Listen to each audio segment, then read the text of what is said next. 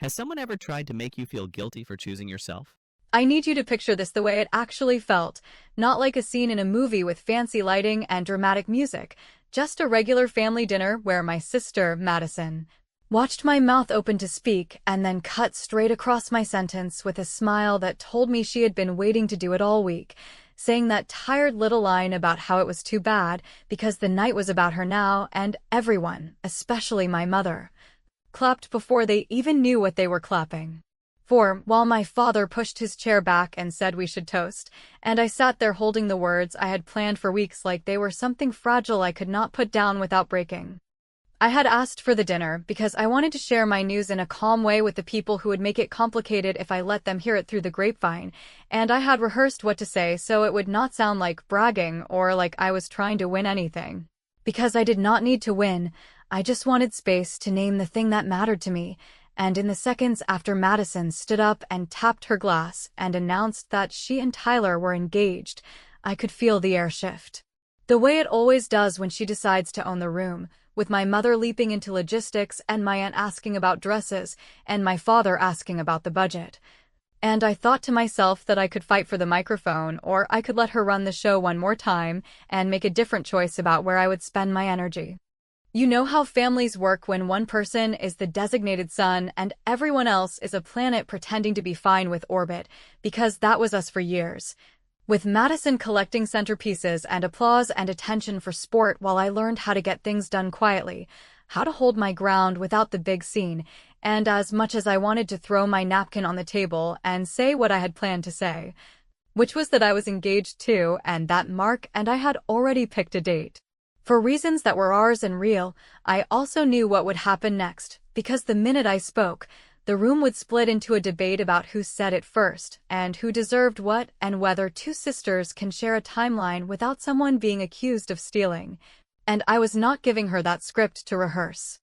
Madison did the full performance, of course she did, passing her phone to show off a ring that looked like it had been chosen to blind traffic, leaning into my mother's shoulder and asking if she could keep the gift boxes at their house because her place was a mess, tossing a comment at me about how she hoped I did not mind moving my little work announcement to next month because weddings are time-sensitive and promotions are forever, which is funny because I never said a word about work, and she knew that. She just wanted to shrink me to fit the space she had left for me, and I smiled at her like I was genuinely happy, which I was not, but I was something better than happy, I was clear. I let the toasts happen and I hugged her like a decent sister and I said all the right things so no one could accuse me of being bitter or petty, and when my mother asked me in that careful voice whether I was okay, I told her I was more than okay.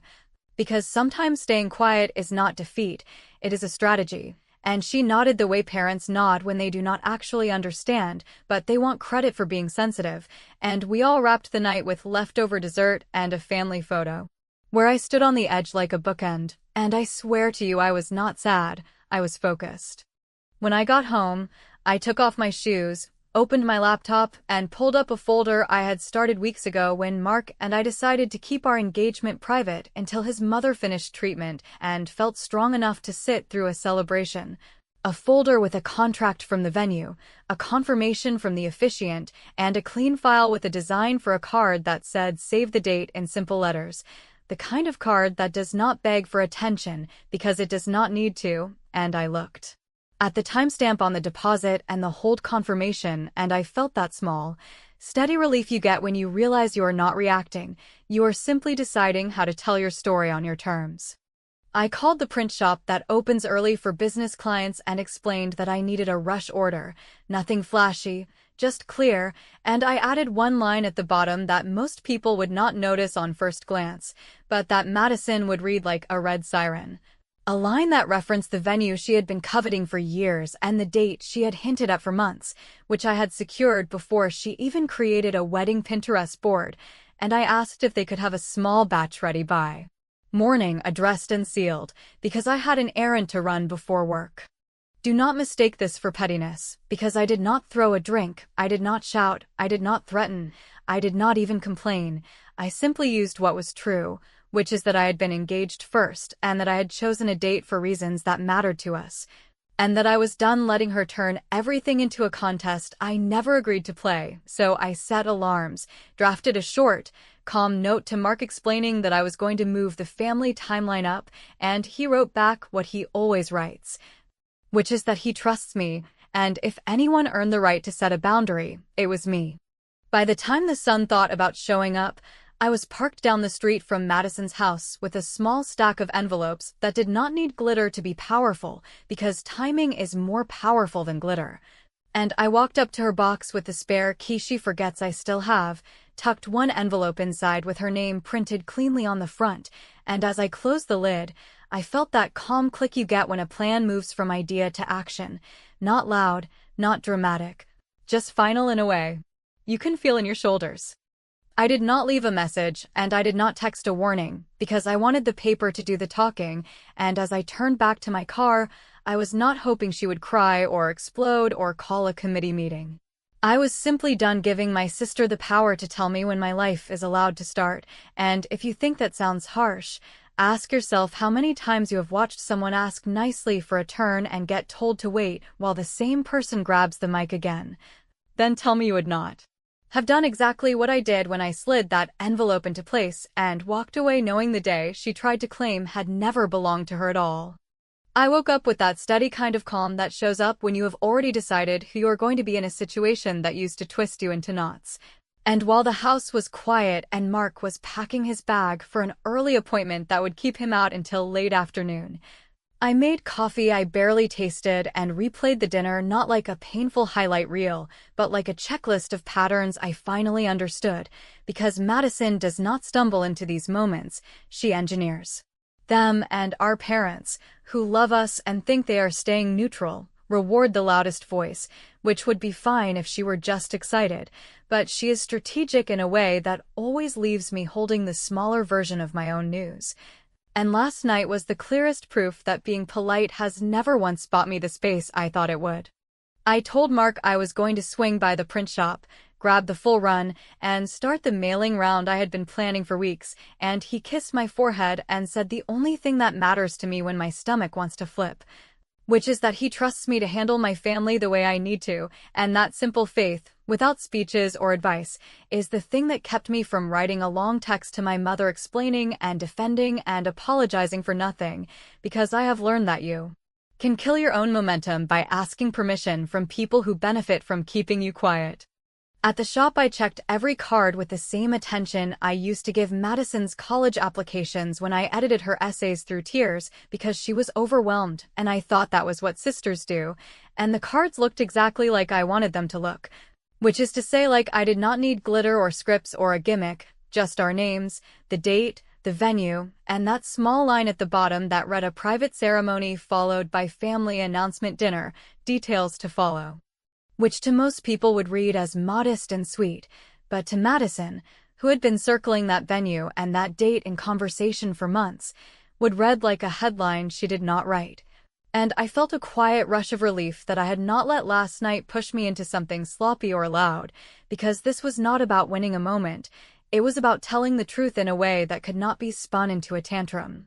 On the way home I stopped at the post office and sorted the stack the way you sort anything important, putting the people who would instinctively defend Madison at the top so they would see the facts first and not through her version of them, which meant my mother.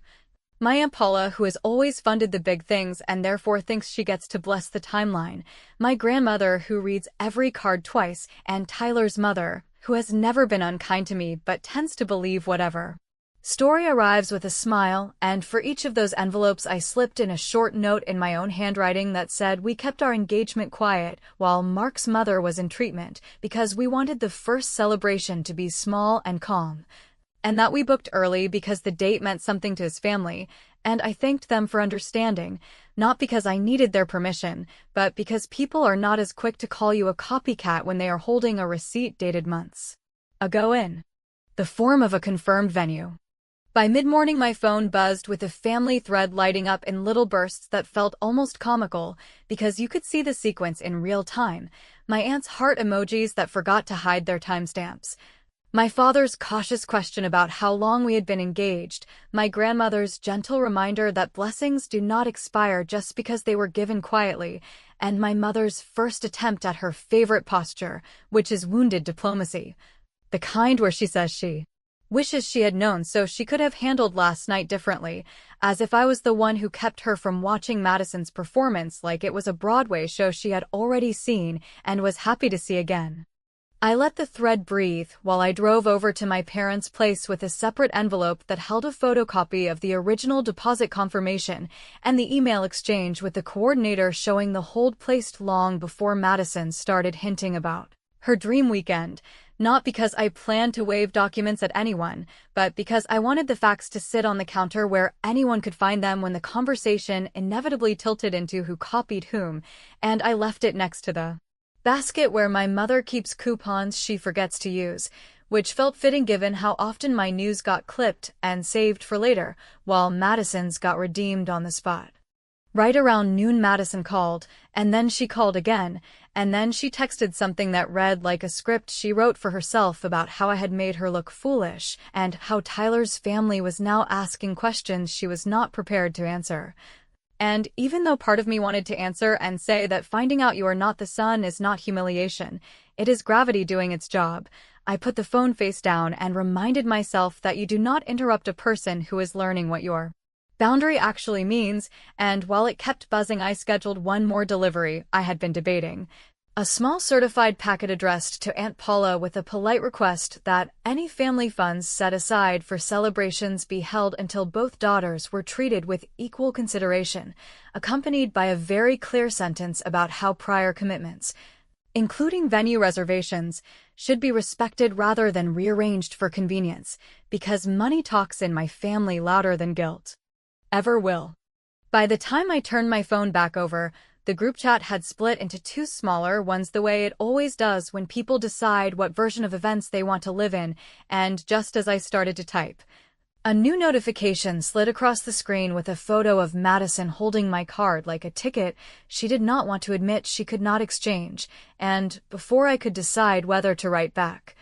the doorbell rang with the courier holding a narrow envelope that I had addressed last night and almost talked myself out of sending, the one with a single name on it that could move this entire story 3 steps forward with one signature, and I stood there knowing that once I opened the door and took that envelope, none of us were going back to the old version where she announces, "And I apologize." When I opened the door and the courier handed over the narrow envelope with the single name return label that always lands like a gavel in our family, which is to say Paula, I knew before I slid a nail under the flap that the thing I had almost talked myself out of sending last night had already done the quiet kind of work I respect, because inside was her signature on the funding letter I drafted with careful, simple language that did not accuse anyone of anything yet still drew the necessary line in black ink, stating that any family contribution earmarked for celebrations would be allocated according to dated contracts and confirmed reservations already in place, without exception and without special rescheduling to accommodate late-breaking preferences. And while a part of me braced for the guilt that usually follows when money enters the chat, a larger part of me exhaled with something close to relief, because I had finally moved this out of the arena where Madison's volume wins, and into one where documentation settles the score before we even pick up the phones. I scanned the countersigned page and sent it to my email for the inevitable moment when someone would ask to see it, then tucked the hard copy into a folder with the venue agreement, the officiant confirmation,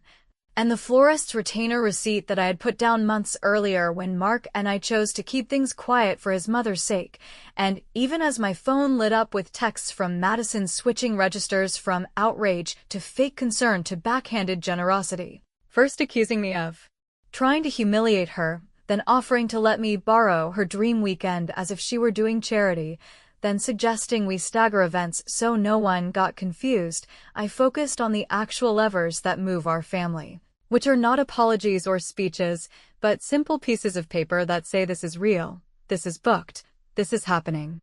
Before I replied to anyone, I called the venue coordinator, whose name, Delaney, has become a small security blanket in my life because she answers directly and hates drama even more than I do, and I asked her to attach Paula's letter to our file and to note,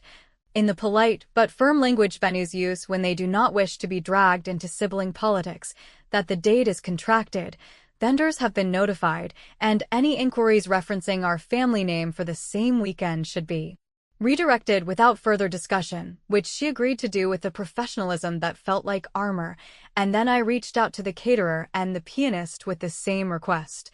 Not to block my sister out of spite, but to spare everyone the passive-aggressive pressure campaign that usually springs up the minute Madison decides she wants what she did not book.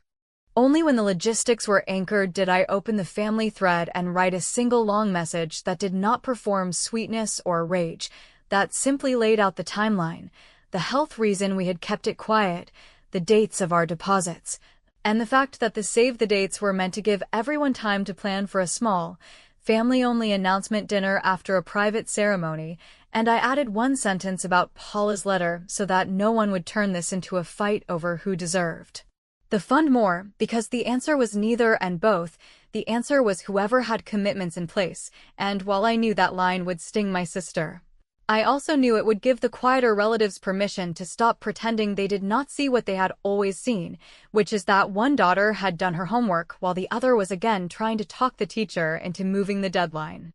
Madison called within minutes, and when I declined, she left a voice note that sounded like a script that had lost its audience, telling me it was cruel to weaponize Paula and that Tyler's mother was now asking whether the two of us were racing.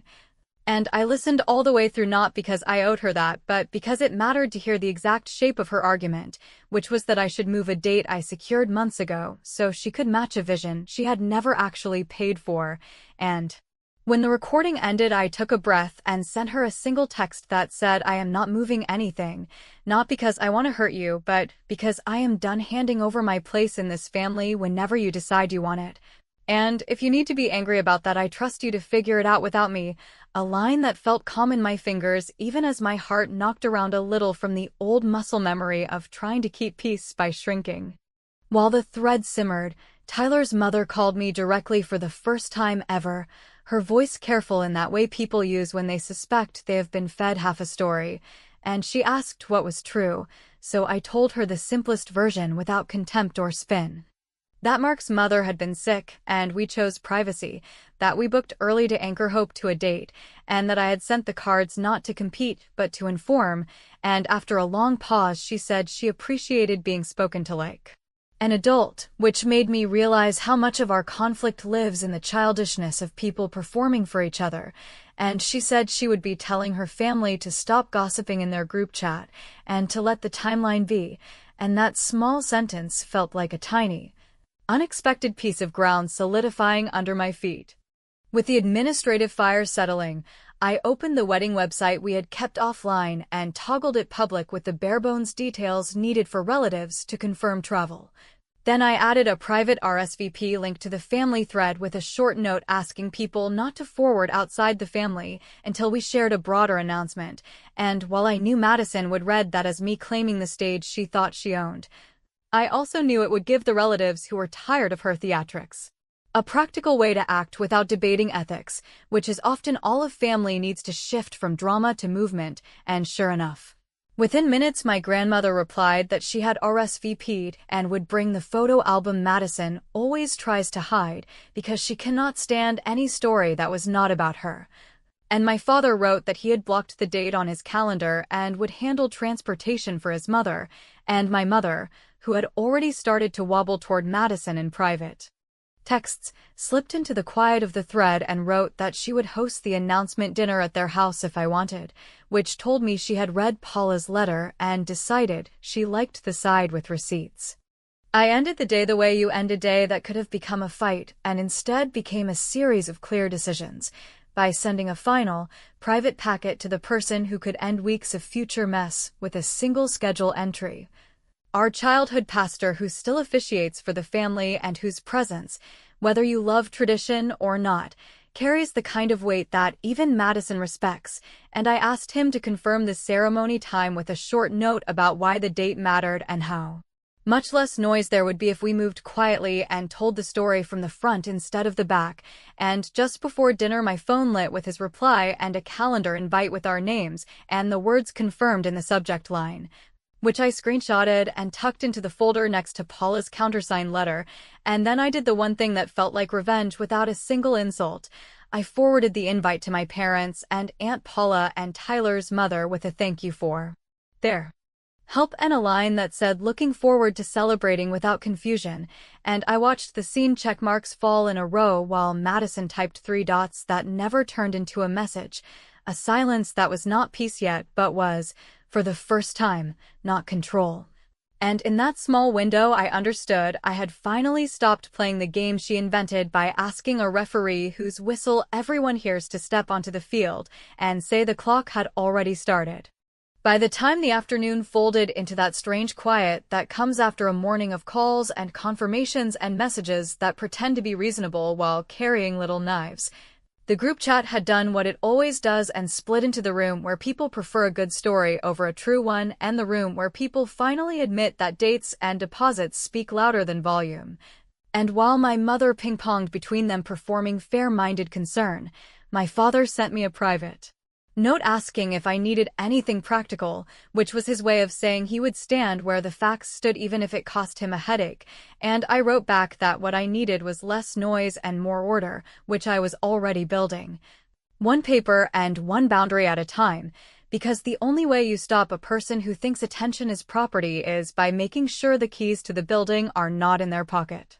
Delaney from the venue called with the kind of calm I had come to value, telling me that someone using our family name had asked if any exception could be made for the weekend we had booked, that they were willing to rearrange if we would consider moving an hour here or there, and she had answered with the polite firm no we agreed on, logging the inquiry in the file and forwarding the timestamp, and I thanked her, not because I needed proof that Madison would test every door, but because knowing exactly which door she had tried gave me the kind of quiet leverage that keeps a person from slipping back into defensiveness. And I asked Delaney to add a single line to the account stating that all third-party queries about our date should be declined without escalation, which she did without drama, and I realized that in a family where everything is performative,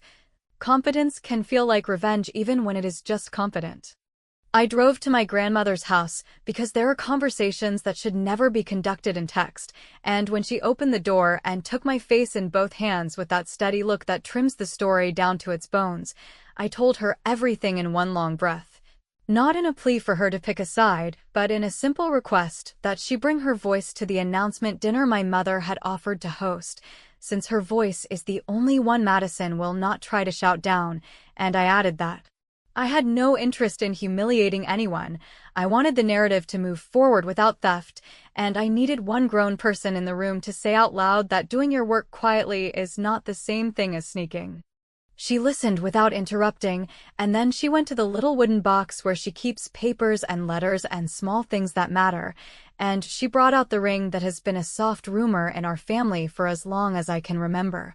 The one Madison has always floated as her birthright in a tone that made me roll my eyes even when I was too polite to say anything, and my grandmother said something that landed like a new law, that heirlooms are not trophies for whoever shouts first. They're entrusted to the person who understands what they mean and will treat them like a promise rather than a prop, and that she had planned to wait to decide, but that last night and this morning had shown her enough, and if I wanted it, it was mine to accept, with the condition that it be given in front of family as a blessing, not a middle finger, and that I trust myself enough to wear it without apologizing. I told her I would accept only if she was absolutely certain and only if she presented it herself in her own words at the announcement dinner, because I did not want this to be my stunt or my spectacle. And she smiled that rare small smile that means the conversation is over and the matter is settled, and she wrote a few lines on a card in her careful hand explaining why she was doing what she was doing so that years from now no one would try to rewrite the memory. And we drove together to the jeweler where they cleaned and resized the ring while we waited, not as a show of defiance, but as an act of maintenance, like fixing a fence or oiling a hinge, because I wanted the symbol to sit right on my hand when the time came, without the awkwardness Madison would call fate and I would call poor planning. On the way back, I texted my mother a clear list for the announcement dinner that was more logistics than feelings, a menu that would not trigger anyone's allergies. A request for no phones during the first half hour so the people who needed to actually listen would not be tempted to perform. A simple order of remarks that began with my grandmother's blessing and ended with a short thank you from Mark and me, no toasts. No open mic, no opportunity for a sister to filibuster under the costume of love, and to my surprise my mother responded with relief rather than resistance, saying structure would help and she would enforce it, which told me she had spent the day watching the wind change and was ready to stop pretending it was steady. As I pulled into my driveway, a new message from Tyler's mother arrived, short and almost formal, saying she appreciated the clarity and would attend the dinner with an open mind, and that she had advised Madison to take a breath and let this be about our actual milestone rather than the optics of being first, and, while I did not expect that advice to land, the fact she had said it at all meant the story had already shifted in rooms I was not in, which was exactly the point of doing this with receipts rather than speeches, because you cannot outtalk a ledger. I spent the evening addressing one final batch of envelopes, the ones for the announcement dinner, and I slipped a small card into each with one line that would travel faster than any rumor, that my grandmother would be offering a family blessing to begin the night, which is the kind of sentence that rearranges priorities in households like ours without a single argument, and as I sealed Madison's envelope last, I added a second line in my own handwriting, not nasty, not baiting, just unambiguous, asking her to arrive on time and to bring no plus ones unless cleared with our mother, because I wanted her to feel the edge of a boundary she could neither charm nor bully, and I set the stack by the door for morning delivery, knowing that the hour after those cards landed would be the hour when a woman who has always thrived on improvisation finally learned what it feels like to walk into a room where the script is not hers, and that, more than any speech I could deliver, was the revenge that actually mattered. She arrived 10 minutes late, which might not sound like a declaration of war to someone outside the family, but in our house, it has always been Madison's signature move. A way of letting the room settle into an anxious shuffle just long enough for her entrance to feel earned, like a scene change that starts with a door creaking open and eyes snapping to the person who insists on being the center even when there's no play to anchor. And when she walked in with that half-apologetic smile she uses when she wants to test whether people are still willing to hand her grace by default, I could already see her calculating which face to wear, the wounded sister, the supportive one, maybe even the magnanimous one, except this time, none of them quite stuck. Because the room had already shifted, the chairs already pointed toward someone else, the spotlight already cast on something she could not interrupt with charm or noise. The announcement dinner wasn't grand or elaborate, and it wasn't meant to be. It was quiet, intentional, and anchored by facts, not feelings, a dinner where people were invited not to be dazzled, but to be informed, to hear our story the way it actually unfolded instead of through the filtered dramatics that have so often reframed my life as a subplot in Madison's unending show. And as soon as the introductions finished and the food was served without ceremony or flair, my grandmother stood up, not quickly, not with flourish, but with the kind of stillness that silences a room more effectively than any gavel, holding in her hand the ring Madison used to mention with ownership in her tone, as if its inheritance was not a question but a foregone conclusion, and she looked at me, not with pity or apology, but with that unblinking clarity that only a woman who has survived generations of watching women shrink themselves can carry into a room. She didn't give a speech, she gave a fact, that the ring belonged to someone who knew the difference between claiming and earning, that silence is not the same as submission, and that when one woman in a family quietly holds her ground without asking for applause, that ground should be recognized, not eroded by louder feet. And then she placed the ring in my hand and sat back down before anyone could respond, the entire action taking less than 30 seconds and yet reverberating through the room like a slow-moving wave that rearranges everything it touches. And in that moment, without her raising her voice or even lifting her gaze toward Madison, the hierarchy my sister had built out of performances and assumptions crumbled into dust no one was interested in sweeping back up. Madison didn't speak right away, and for a minute I thought she might actually surprise me, that she might do what no one expected and offer something close to grace. But then her eyes darted to Paula, to our parents, to Tyler's mother, scanning for allies. And when none of them offered her the soft landing she has always relied on, she defaulted to the script I knew she would eventually reach for, accusing me of being calculating, of setting her up, of using my fiancé's family situation to justify what she called a power grab. And while I had braced myself for this exact monologue, what I hadn't anticipated, and maybe should have, was that no one in the room rushed to interrupt her, to pacify her, or to redirect the attention toward her comfort. And without an audience clapping for her recovery, the performance began to feel hollow even to her, and by the time she trailed off into silence, there wasn't a single face still looking for the next scene.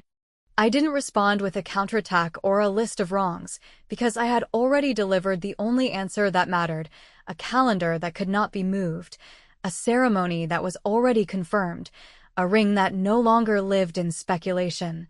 and a family that, for the first time in years, was willing to sit in a room and let me be something more than the understudy. And instead of defending myself, I simply lifted my glass, not in a toast, but in acknowledgement, and said, "We appreciate you all being here, and we're looking forward to celebrating as ourselves, not in comparison to anyone else." And then I let the room move forward without dragging her name behind it like a stubborn ghost.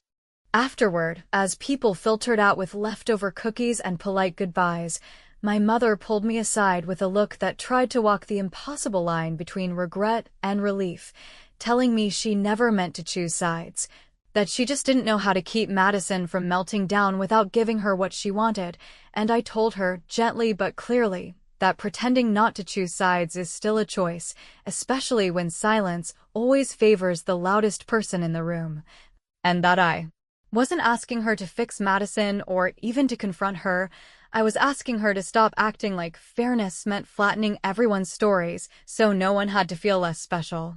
Madison left early, of course, offering no real goodbye, just a cold smile and a shrug that read like a footnote she was already writing to circulate later in some side thread I wouldn't be invited to. But I didn't follow her or try to smooth the edges of her departure, because for the first time, I wasn't interested in repairing her version of events. I was too busy living mine. And as Mark squeezed my hand under the table and whispered something that didn't need to be profound to matter, I realized that the quiet wasn't just peace, it was the absence of performance, and in a family like ours, that's not just unusual, it's revolutionary. Later that week, a new envelope showed up in my mailbox with my name on the front in Madison's handwriting, no return address, no message inside, just a copy of her own wedding save the date, newly changed to a different season, a different city,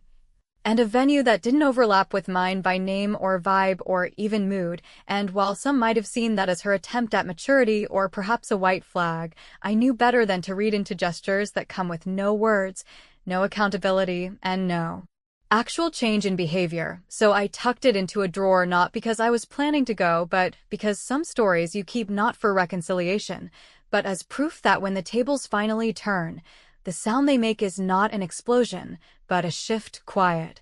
solid, undeniable, and no one ever asks whose night it is again.